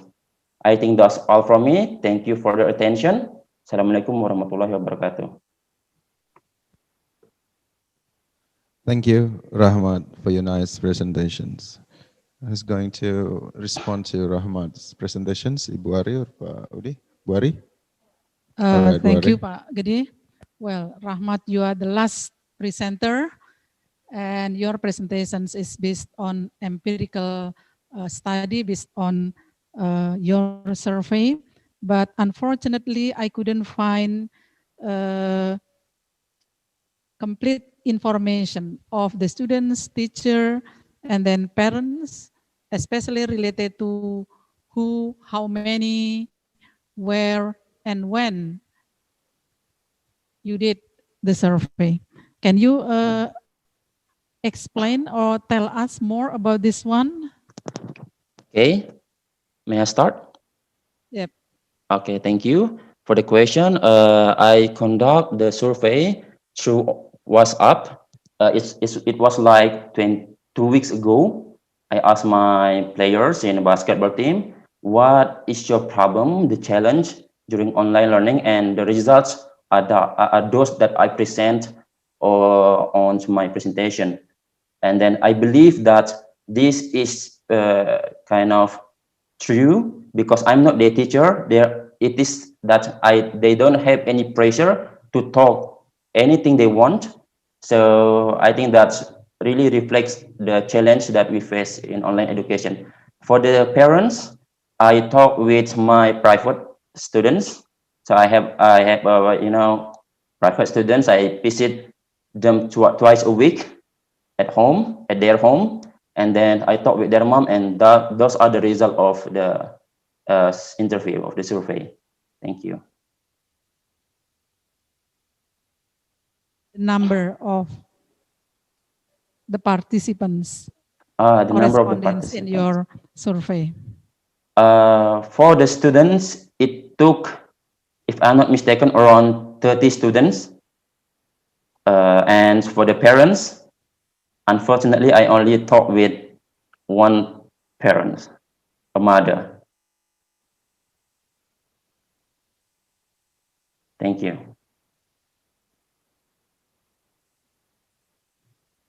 All right. Thank you, Rahmat, for your nice presentations. Best of luck to you, Rahmat. Thank you. And I think all of the presenters have presented the topic of presentations. Now I'd like to, have some time, to get some time to discuss everything with the Board of Judges. And therefore, I would like to, to announce that, to declare that since we need some time to discuss the result of your presentations, and then that's why I think that we're going to get back at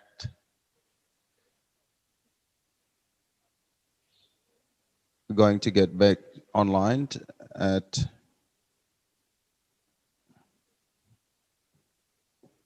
wait a second, at 12:15.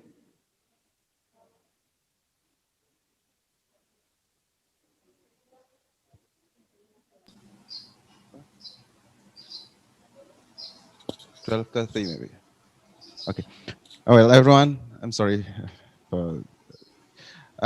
We need to discuss everything with the Board of Judges. I mean, and then you need to take some break, first of all, for 30 minutes. So let's get back online to the Zoom forum at 12:30. Yeah, for the announcement. Have a good day, everyone. See you. at 12:30.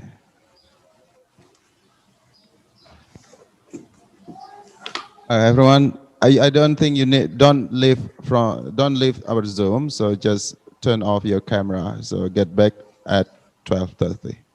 See you.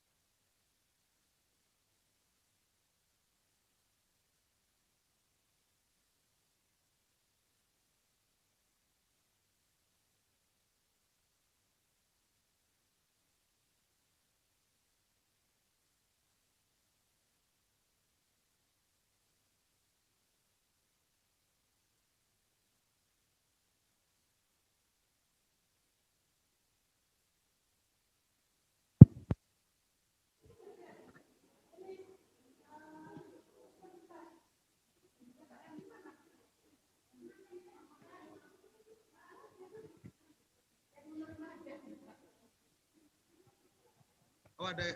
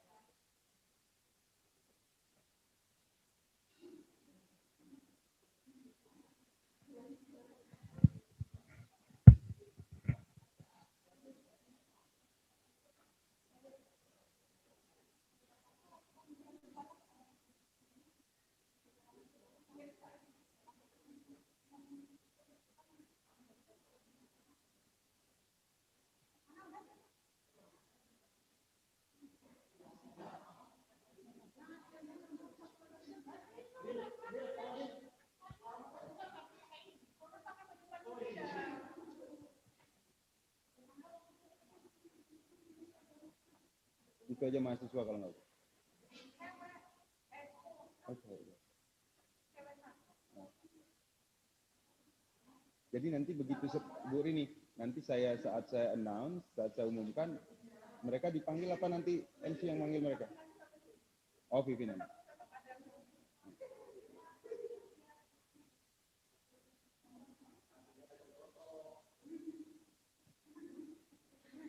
Wih, ini calonnya waktunya. Lumayan dapat hadiah loh.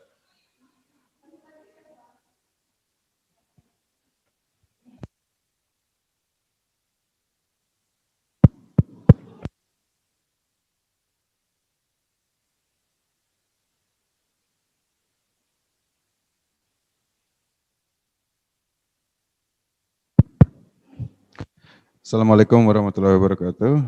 Selamat siang. Tabik pun. Well, everyone, welcome back to the session, to the the seminar of finalists of National Essay Contest for C Teacher Alumni. Welcome back to this online forum. Pak Udi, selamat datang. Welcome back, Pak Udi. Thank you, Pak Gede. Thank you very much. Presenters, dear presenters, we have discussed a lot with the board of the judges discussed everything based on your performance, oral performance, based on your writing, and the scores of each aspect merged into one, and then finally we reached our decisions and decided the winners of this event. However, all of you actually are winners, everyone. We really appreciate you being here today. And we believe that you totally have put a lot of effort, a lot of work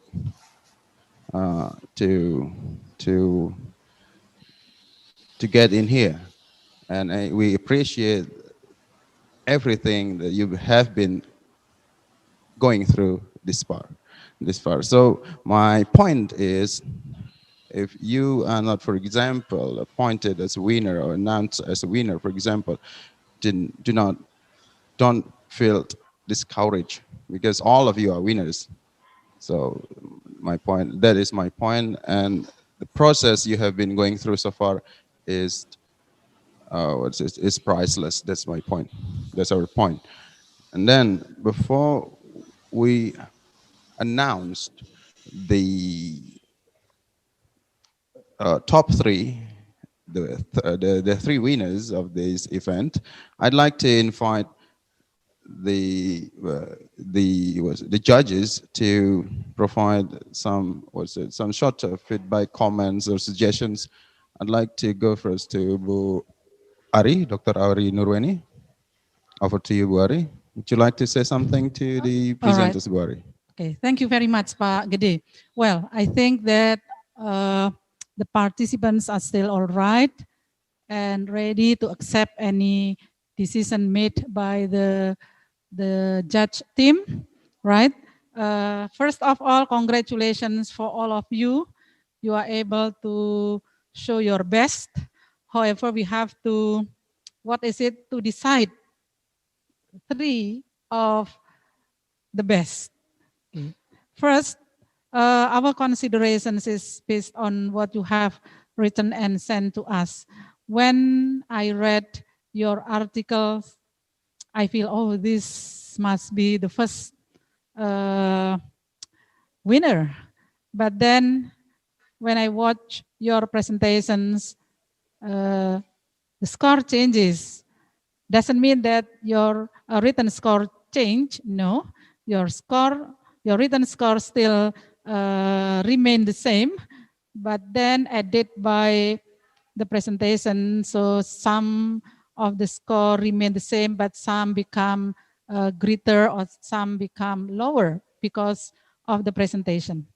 And then overall for the contents, yes, some of you are excellent in writing, including the background, which is great and also supported by expert statement and also finding from the previous research. However, some also still lack of those elements. Another problems, your writings are good in terms of language, but then there are some weaknesses. Like for example, I noticed that the data is not complete and not clear. And then another problems refers to grammatical problems. And yeah, so those that in terms of language, but then there are some weaknesses. Like for example, I noticed that the data are great, excellent, but we have, unfortunately, we only have to decide 3 best contestant. Okay, congratulations, you have done your best, and just wait for the final result. And congratulations for all of you. Thank you very much, Pak Kedi. All right. Thank you, Ibu Ari Nurweni, for your comments and suggestions to the presenters. Now let's move on to the second judge, Bapak Udi Samanhudi. Please provide some feedback or something to the presenters. Yes, over to you, Bapak Udi. Yeah, thank you, Pak Gede, also Bu Eri. I was really impressed when I read the 8 essays, especially with the key ideas. So most of the titles were great with very brilliant ideas. And I was also very impressed, especially with your introductory paragraph, because most of the introductory paragraph provide very good and sharp background. However, I still notice some weaknesses before I continue with the strengths, but let me explain a little bit the problems that most of you still made in your essay writing.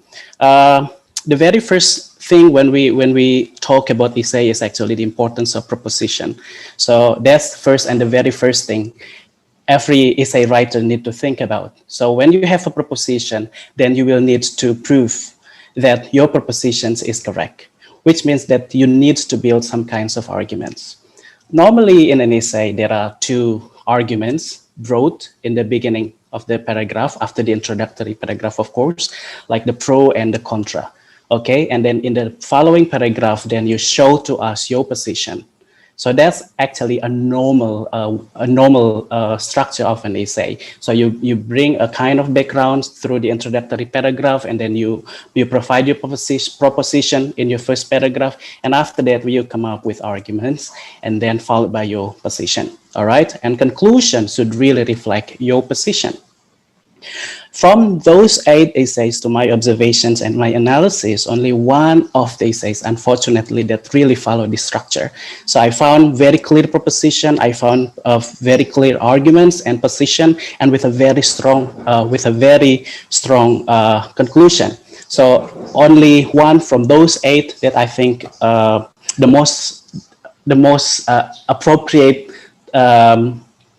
essay. I mean, a term of essay cannot be given to any type of writing, but from these essays, only one that I think really a good essays. But it doesn't mean that the 7th is not good. Very good in terms of ideas, but just need to really think about the structure of the text in general, which should be following the conventions in the writing of essay. So the problem number 1 is about the proposition, which is very unclear to many of the essays. And the second one is about personal opinion. I still see most of the essays are only providing personal opinions without scientific evidence, like what Pak Gede asked you in the presentation session. So scientific evidence is really important. When you speak about WhatsApp, you say that WhatsApp is effective. To your personal experience, probably yes, but maybe not representing other teachers who are using the same communication tool like WhatsApp. So again, scientific evidence is very important, and then you make your interpretation based on the scientific evidence that you use and you provide in your essays to support your argument. And lack of strong conclusion. There is one essay I will not mention, very good in the beginning, but in the level of conclusion, he failed to provide a strong conclusion because he doesn't try to relate to previous statements or previous informations given in previous paragraphs. So again, just to highlight some weaknesses in general, most of the essays that I analyze and observe that you have written, first is that the problem with the proposition, second one is the scientific evidence, and the third one is the conclusion, which to me, to my analysis, is still quite weak and doesn't represent or reflect other information presented in previous paragraph. But I have some points that really reflect your capacity and your power as a writer. One is the brilliant key ideas or brilliant topic, which is very important because every reader would see the topic or the title of your essay, and you have provided a very good and very brilliant title in your essay, which is actually a very good selling point for your writing. And the second one is about the explanation. Most of you can explain your not your argument actually, but your statement very well. However, some of you are trapped on providing explanation on examples rather than building arguments to support your proposition. So I think you really need to again see and understand better about the definition of essay and then what is actually the convention that you need to follow in writing an essay. But in general, my impression is very positive, especially with your presentation. You are all very brilliant in presenting your essay orally.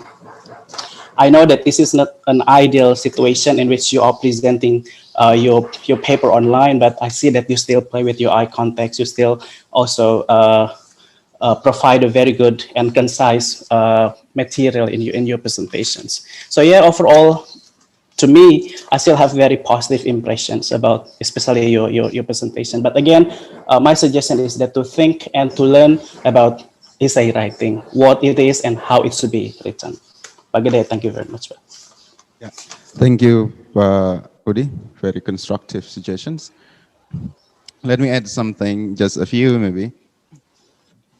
Well, thank you for telling me personally the ideas through your writing, through your oral performance. That is great. So my suggestions, I've got a few suggestions to you. The first is do more readings. I think it's better. I think so. We need more scientific, or is it scientific evidence, scientific justifications to support your statements or arguments. And then in your writings, all of your writings, I mean, at some point you mentioned online learning, and at some other point you mentioned distance learning, and at some other point you mentioned remote learning. I have no idea whether you have a good understanding about these three terms. So my point is, please use the terms consistently because they are not similar. And then focus on a specific idea, and then don't go too broad, too far away, and then so that you can develop your ideas coherently. That's my additions. And the point is I got from Pa Udi as well is find the right conventions whenever you write your essay in the future. That's the point. So thank you, Pa Udi. Yeah. And now let's move on to the time that we have been waiting the most. It is the announcement of the winners. So let me first check if your camera is on or not. All right, Danny is not on yet. Danny, I think is not here on Zoom yet. All right, Danny, welcome. Now I'd like to announce the top 3 of today's event. The third winner, whose score is 328, is Ivan Nurdian Taufik from Universitas Pendidikan Indonesia. Congratulations, Ivan. And then I'd like to go to the second winner. The score of the second winner is 349. The second winner goes to Muhammad Fikri Hasan from Universitas Lampung.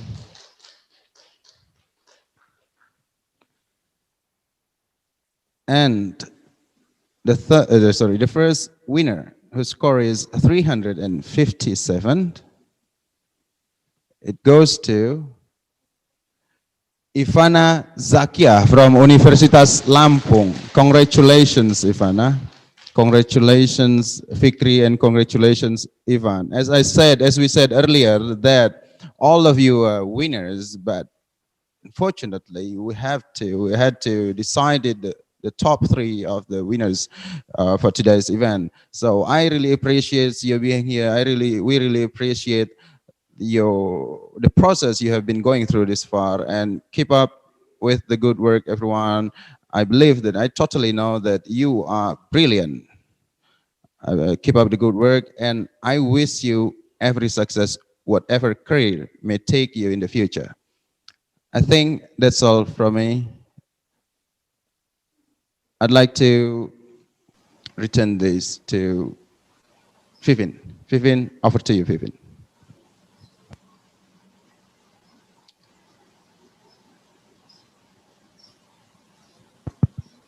Okay, thank you very much for the honorable judges. And now I would like to congratulate once again for the winners of today's National Essay Contest for C Teacher Alumni 2020.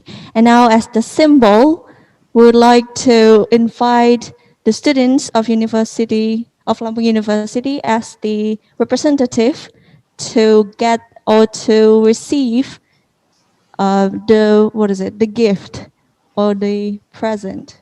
Yeah, the first winner is Ivana Zakia, who will be represented by one of our students, and the present will be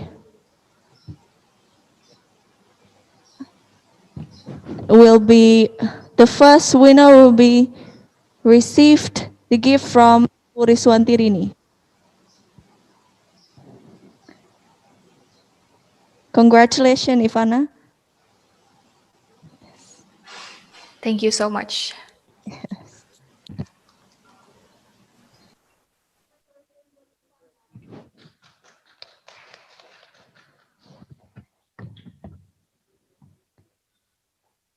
Yeah, thank you so much. And once again, congratulations, Ivana, for such a great job. And the second one, congratulations to Muhammad Fikri Hasan and one representative, our staff maybe.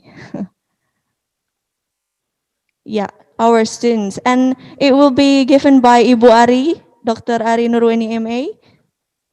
Congratulations, Fikri, for such a great job Thank you so much. and such a great essay. Thank you, congratulations. And the last one, thank you, Ibu Ari. The last one will be given by Pak Gede Eka Putrawan M. Home.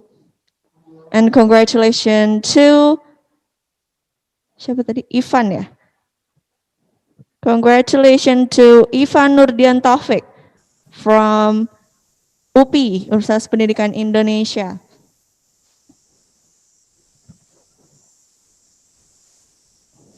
Yes. Yeah, congratulations for all of you. We hope that we can meet in person, but because of the condition and the situation, we can't make it. Hopefully, our world will get better soon so that we can meet sometimes in person. And I'm as the master of ceremony will. Oh yeah, and the judges, please, you can take a photo with the representatives here. That's the money you will get.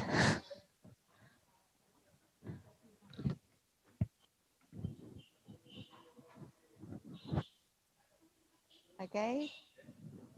Once more. 1, 2, 3. Okay, thank you. Congratulations for all of you. And I am, as the master of ceremony, would like to say thank you. And once more, congratulations for all of the participants and also the winner. We hope that we can meet somewhere someday in a better place. Thank you so much. We close with Alhamdulillah, Alhamdulillahirrahmanirrahim, and wassalamualaikum warahmatullahi wabarakatuh.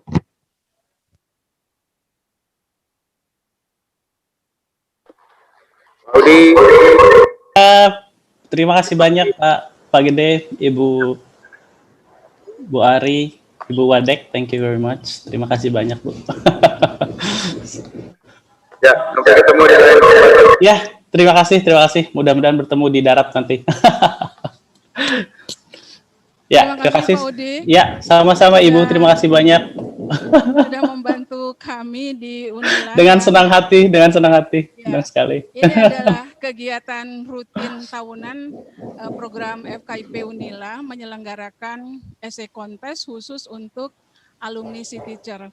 Karena memang situasinya pandemi saat ini, maka kegiatannya memang dengan online. Biasanya ini offline dan internasional. Jadi tahun kemarin itu pemenangnya dari Filipina. Oh, oke. Nah, Wow. karena sekarang situasinya seperti ini, maka kita menyelenggarakannya secara nasional. Terima kasih atas bantuannya. Terima kasih banyak Ibu untuk kepercayaannya. Terima kasih banyak, hatur nuhun. Nanti tahun depan mohon dibantu lagi kami. Amin, insya Allah. Ya, mudah-mudahan nanti pesertanya mungkin akan lebih banyak lagi. Iya, karena insya Allah. Ya, mudah-mudahan juga tahun depan kita sudah bisa menyelenggarakan secara offline. Terima kasih atas bantuannya. Salam untuk warga Untirta. Ya. Hatur nuhun Ibu, terima kasih banyak. Mohon izin untuk live juga, hatur nuhun. Terima kasih. Assalamualaikum warahmatullahi wabarakatuh. Waalaikumsalam warahmatullahi wabarakatuh. Saya mohon izin live ya Ibu, Bapak, hatur nuhun. Terima kasih banyak. Hatur nuhun pisan.